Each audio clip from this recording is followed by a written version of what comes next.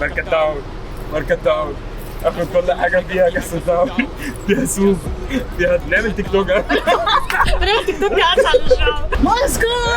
يا نهار ابيض. اول مرة تقول انا عايز اكتب كلمات اغنية واغنيها مثلا، كنت انت قاعد فين؟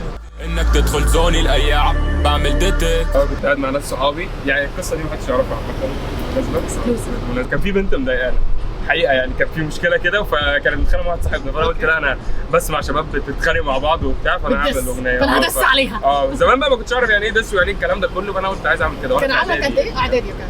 كان عندي 14 سنه يمكن. كتبت ايه بقى؟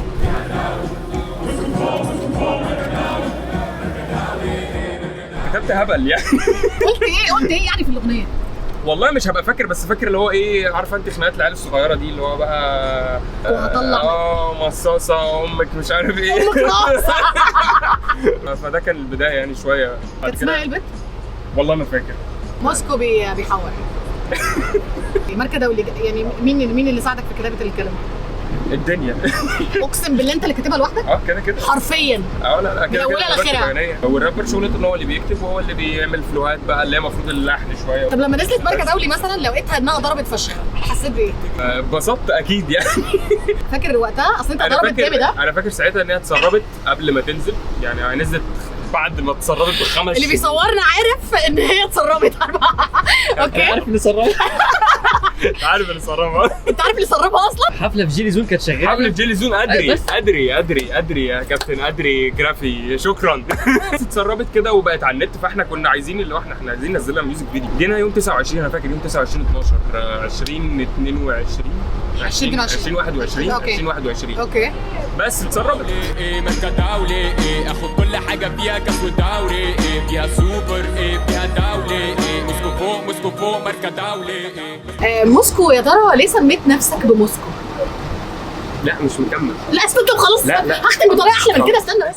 مين بيداري كده ولا انا داري كده ولا انا داري لما تشوفني راكب ماكلارين ده بمجهودي احنا مبسوطين جدا ان انت عملت لنا حفله جامده في دبي. بصراحه عملت اجواء عالميه. مش 100%.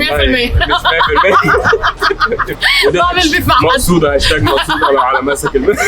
بس يلا بجد غني لنا ماركة دولي. اغني ولا في اغنيه انت بتحبها اكتر من ماركة دولي؟ انا بحب كل حاجه والله، بس ما اعرفش حاسه كلهم ولادي. كلهم.